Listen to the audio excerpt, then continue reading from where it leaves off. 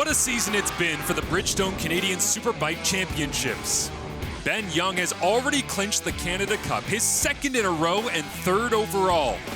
BMW has also secured their second straight Constructors' Championship. One race remains. The finale of the GP Bikes Pro Superbike division is next.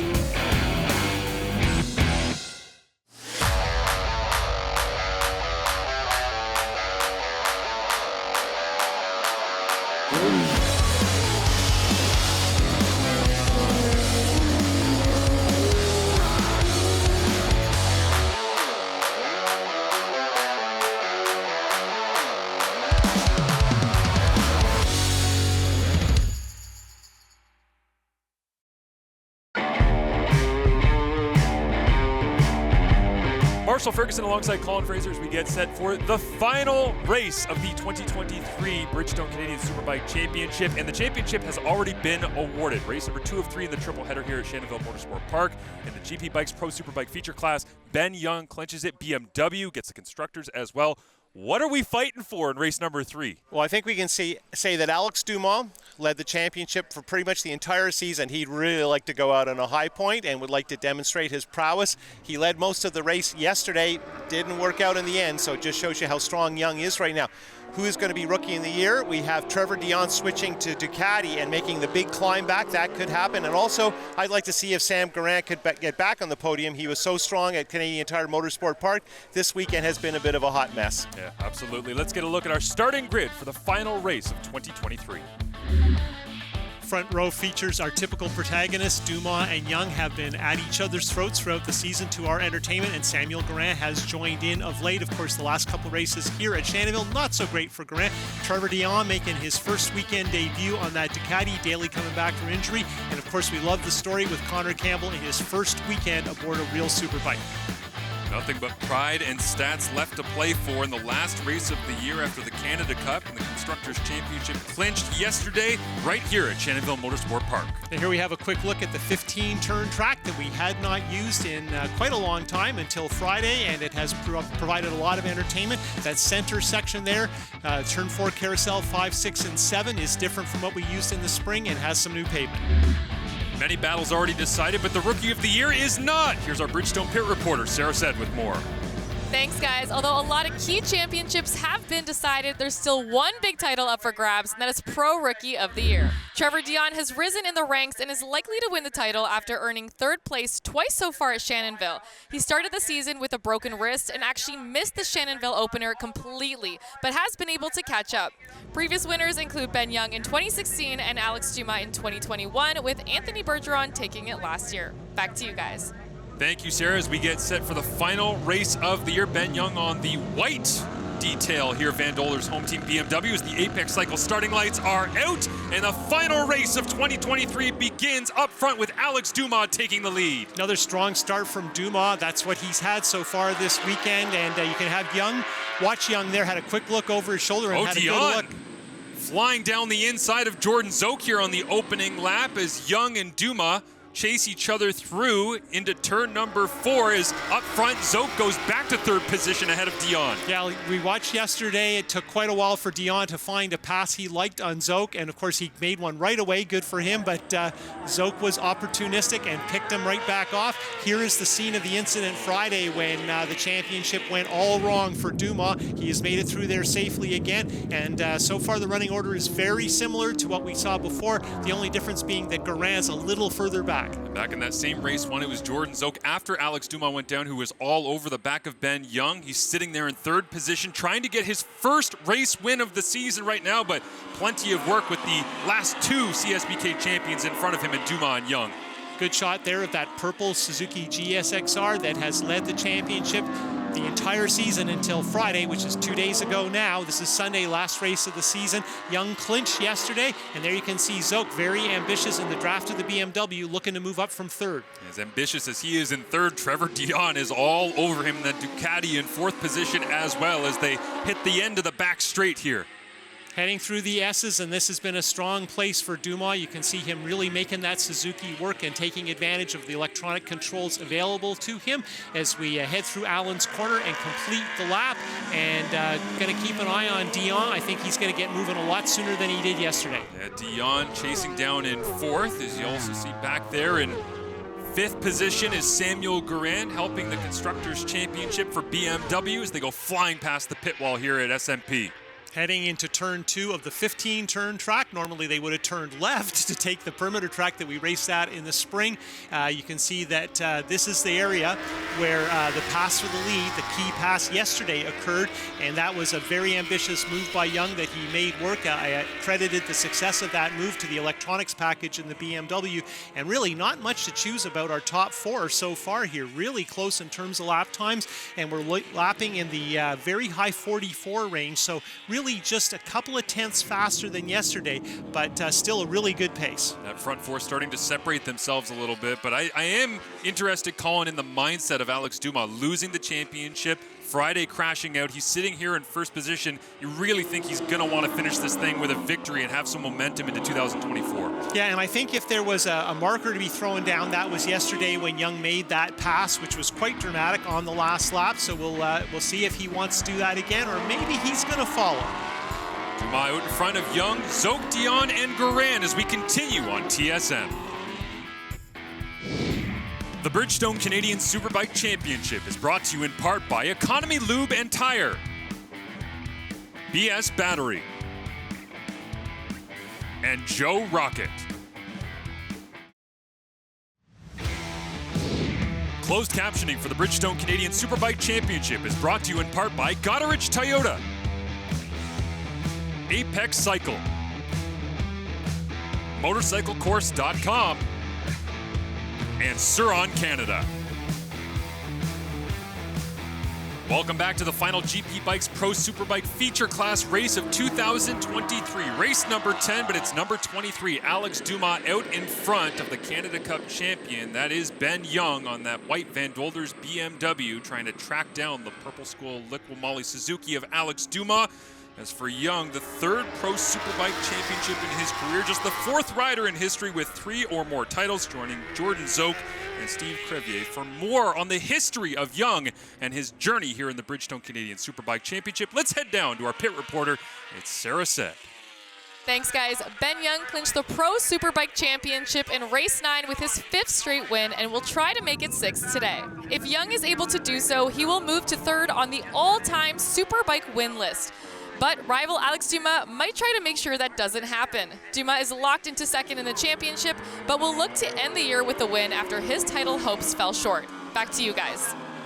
When you look at that list of all the stars in the history of the Canadian Series, Jordan Zoke has raced all of them. He goes into the Canadian Motorcycle Hall of Fame this fall, and that's an impressive achievement for a guy who's still active, still adding to his totals, and right now is in play, at least for a podium position as we watch our leader. I know another guy who's in the Canadian Motorcycle Hall of Fame sitting next to me here. Congratulations on that, Colin, as Alex Duma swoops around the outside. Got to think if him and Ben Young continue on their trajectory, they'll be joining you and Zoke one day. Well, definitely these guys are worthy, and it'll be interesting to see. Neither of them are older fellas, but I think Ben Young is realistic that he doesn't want to race Superbike for as long as perhaps Jordan has. We'll see what plays out with Duma. We haven't talked about it much, but of course he had an amazing career going on in the States when he came back during COVID to race in Canada, and I think there is always some question that Duma might return to the States and pick up where he left off. I know in the States there's a lot of interest in Duma because he was doing so very well in their championship with Moto America. Yeah, back in 2018, the Moto America Junior Cup champion, 2019, the Twins Cup champion, in 2020, the Super Stock Series runner-up. So he's been all over the place down there, but great to have him here in the Bridgestone Canadian Superbike Championship. Despite not being able to win back the championship in the Canada Cup, he is all over this race, the final of the season, trying to hold off Young and Zoke. On board with the booming Ducati there as he's trying to hang on to the back of his ex-teammate Jordan Zoke. Let's cop back to your explanation of Duma and the incredible run of success he had in the United States. He probably would have won the 1,000 class the first time he ever rode 1,000, but he got hurt partway through the season, and that's why he was only 2nd. He was very close to winning 3 different championships on 3 different bikes 3 years in a row. incredible accomplishment by any standard and measurement as he continues to lead out in front. See Trevor Dion taking some looks here on Jordan Zook, trying to find the right place to go and get him. Pace has eased off a little bit, not quite as fast as they were mid-race yesterday. They're about half a second off where they were, and I think that's why we're seeing them bunch up. And I wonder to myself, would Duma like to let Young lead this a bit and have a look at what he's doing? Because I think yesterday we discussed that it hurt Duma that he didn't know what to do with Young because he only saw Young for the first time partway through the last lap. Think about it, Trevor Dion trying to win the Rookie of the Year, battle the adversity that he had with an injury here at Shannonville Motorsport Park back in round 1. Some mechanical failures at Canadian Tire Motorsport Park as well. Not that dissimilar to Ben Young and the adversity he faced early on in the year and went on to win the championship this season. I think we saw last year when he took the Pro Sport Bike Championship that Dion is a comfort guy. If he can get things working his way, he understands the tires, the bike setup is kind of in the mid-range neutral. It's going to give him a bike that he can win on, and that he's doing this well in the Ducati this soon is absolutely remarkable. A lot of pace, tracking down Jordan Zook for 3rd. More from Shannonville when we return. Welcome back to Shannonville Motorsport Park as the 25th year of CSBK riding for Jordan Zook. He continues to hold off the 21-year-old Trevor Dion on that Ducati, but it is a fierce battle back and forth on lap number 7. Yeah, Dion is definitely shopping. He's changing up his line, but I think he's fallen into that trap that always makes a racer nervous, where you get used to being behind somebody and kind of planning your day based on what they're going to do for lunch, and you need to get aggressive. And my concern here is I don't know if a podium is a practical goal for Dion, but the top 2 are starting to pull away just a little bit, so I think it's time to get ambitious. You can just sense that, can't you, Colin, of Young and Duma starting to check out a little bit, and then the question becomes, okay, are Zook and Dion coming with for the remainder of the race? Hard to say, but we know that Dion has been finding pace. I think his studied approach has been a good one. We haven't seen too many mistakes. I felt yesterday as the race progressed, maybe the suspension started to overheat a little bit with that Ducati, and you can see just there he was sliding a little bit as he picked up the throttle, and of course getting the corner exit, the initial part of the turn past the apex, is everything about getting a good lap time out of the Ducati. He is not bombing by everybody else on the back straight. Trying to track down now with a bit of a lunge on the inside. A nice throw that time from Dion, being able to pick off Zook. He did this early on in the race, but will Zook get him back here, heading back down the track? Yeah, you can see that was a perfect move. Now I expect Jordan to try and get right back at him, and hopefully that can play out. Battle between these two would be entertaining. As he gets past the Kawasaki, rode a Privateer Sport Bike Championship Kawasaki in 2022. First rookie in class history to do so, and the 3rd youngest champion ever. Now in that Ducati, you see the power and the timing getting past Zook. Really nice move on the brakes with that Ducati. Do the wings make a difference at this speed? I don't know, perhaps. Almost all these bikes have them. The only one that doesn't is the Suzuki that's currently leading. Yep, out in front, it is Alex Duma again, with Ben Young continuing to ride. And I do wonder, we talked about the mentality of Alex Duma and trying to chase down that victory to end the season. The mentality of Young, is he just enjoying this? He's already the champion in 2023. Is he having fun ripping around out here chasing down Duma? Well, I don't think that's the mindset of a person like Ben Young. I talked to his team, Scott Cartier, Willie Vass, and they made a bunch of changes, not just to the bodywork. That is the bike that won the title with different bodywork, but they've also been working on chassis stuff, and they are very much a work in progress. Like, they're thinking about what they're going to do next year and how they're going to do it. And of course, there's no way to disguise the fact that this is very bad news for everybody else, but also very bad news for everybody else is just how fast Dion already is. Yes. Just barely scratching the surface with that bike that Fast Company basically wired together Monday, Tuesday, and Wednesday of this week. Yeah, Dion talked heading into the weekend about how his crew chief and renowned engine builder Scott Miller hadn't slept much, was trying to figure out how to make this thing work, and certainly they've hooked it up in short order. Well, the great news is there was cavalry involved, because Simone Tasso, an Italian who has spent his life working on Ducati race bikes, is based in the United States helping with those very successful programs. He's here this weekend, so Scott Miller has some hands-on help, and particularly with the electronics, that's a big step. You see Dion starting to separate himself in the background there from Jordan Zook, trying to pull up onto the back of Ben Young, and what a message sender that would be heading into 2024 if Dion were able to pull off a move on Young. Yeah, I think we got to notice that Dion didn't just catch them. He caught them really quickly. And given how long he was behind Jordan and reluctant to make a move, because I think he wanted it to be super decisive, and that pass in turn 2 that we watched, including a replay, certainly showed that he was biding his time with great concern and didn't want to mix it up with Jordan, didn't want to start banging fairings. Economy Lube and Tire Ducati trying to track down the Canada Cup champion, Ben Young. More from Shannonville when we return.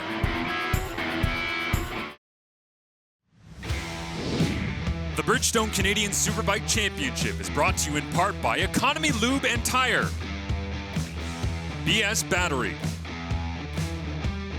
and Joe Rocket.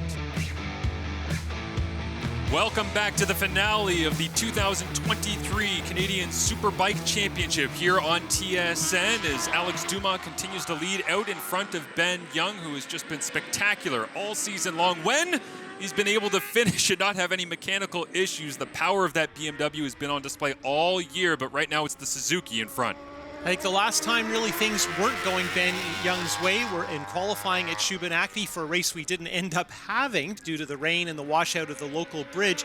And that was another case where qualifying didn't run full length. Duma took pole. Young thought he could get it. His timer, onboard timer, suggested the lap he was on was going to do it. Now let's look at some graphic details of how Ben Young's BMW works. I think you got to be impressed that 56 degrees angle of lean in turn 9, which is not a very fast corner, and maximum revs, by the way, there is actually, I think, significantly beyond what BMW say are the maximum revs for that motorcycle.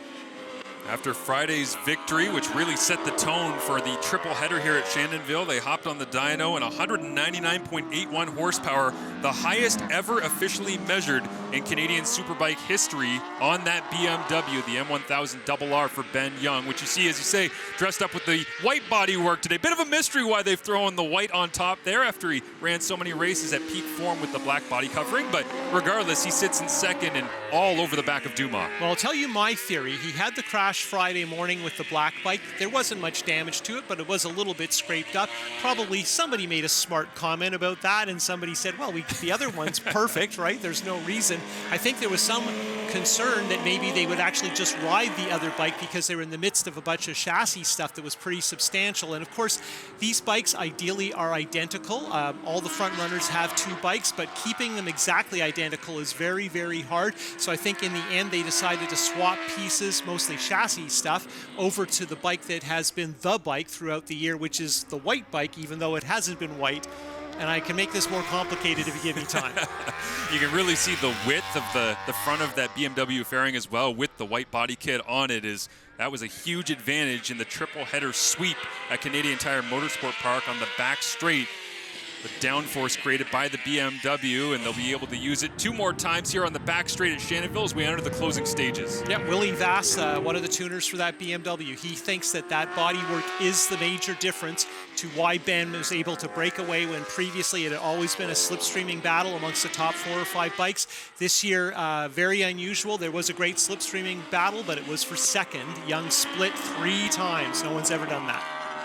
Keep in mind as well that this Purple Skull Look-Wamali Suzuki of Alex Duma, 23 pounds heavier when weighed in on Friday than Ben Young's BMW. So carrying some extra weight, but a battle of horsepower down the back straight. And I don't want to say that Ben Young's heavy, but he's probably about that amount different from Alex Duma. So probably in terms of real weight, these two are almost exactly the same. Yeah, great point as they battle their way through the S's here. Duma continuing to find some pace. It's been so much fun in this triple header at Shannonville with the onboard to see him hopping and bouncing the front wheel through that section of the track. Hard braking through Allen's corner, finishing up the lap. Of course, we have mentioned that Duma teaches for the fast riding school, so he knows this place very well. And there's our last lap flag, 1 to go. It is Patrice Goyette, the crew chief of Alex Duma, cheering him on from the pit wall there. Wants to see him close out the season in style as he heads into turn 2. Yeah, and I think he's got this. I don't think Ben is shopping. I'm looking at the lap times, and they have been fading just a couple of tenths a lap here. Not an awful lot, but hopefully Duma got a pit board that said your gap is quite reasonable, because I think, I'm not sure, but I think he's got this one, barring a mistake. Alex Duma, the fastest to ever reach 10 race wins. He needed just 18 race starts here in the Bridgestone Canadian Superbike Championship. And he's added many more to his tally as well throughout his career, trying to get himself into the final stages clean. As you can think, he gets a little bit of a sense that Young may be sitting back, unlike the decisive race number 2 here at Shannonville. And you can see he backed it in a couple of corners ago. He doesn't normally do that. You can see the bike squatting a bit as the tires spun. So Alex is still hammered down. He may not be scared that Ben's coming, but he wants to make it clear it's going to be difficult to pass. Look at that fairly conservative entrance there. So he is focused on finishing this lap and getting the win. Race win here today would tie him with Michel Mercier and Don Monroe for 5th all-time with 12 victories in his CSBK career as he makes his way through the back stretch up into the S's and looks to close it out. He began the season with back-to-back victories right here at Shannonville, and he's looking to bookend this one as they head through Allen's Corner onto the front straight. And the Purple Skull Liqui-Moly Suzuki of Alex Duma takes the checkered flag. But right behind him, it is the Canada Cup champion, Ben Young. And on third, it's Trevor Dion on the Ducati, being able to round things out all weekend long, finishing in 3rd position as great competition between those two all season long comes to an end. And there you see the dominant players for the last 3 seasons in CSBK celebrating, and it's nice to see that these guys get along and aren't in a heap the way they were a couple of years ago at Mosport after the race. Fantastic battle between those two, but great to see Duma in high spirits after a really difficult round number 5 with the Friday crash, the first of the triple header. It set the tone, but he ends this off with something to celebrate. Trevor Dion enjoying his race to 3rd. That's 3 thirds in a row, and it turns out that his charge was spoiled by some fuel flow issues right at the end of the race. Zoke in 4th from Garin, and of course Daly, who's been riding the whole weekend hurt. Very strong 6th, and McDonald, who of course has been our top rookie in the series overall in terms of he is new to this tour, having another great ride. Let's head down to our race winner for the final time. Here is Sarah Sedd. Congratulations, Alex. You had fans in the stands cheering for you. How did it feel to get that win? I felt awesome. Last race of the year, even though it wasn't my year, wasn't my weekend, still finish it on a high note. So I'm really happy. Can't thank everybody enough. Everyone that came, all the fans, my family, friends, my sponsors. So yeah, it was an awesome day.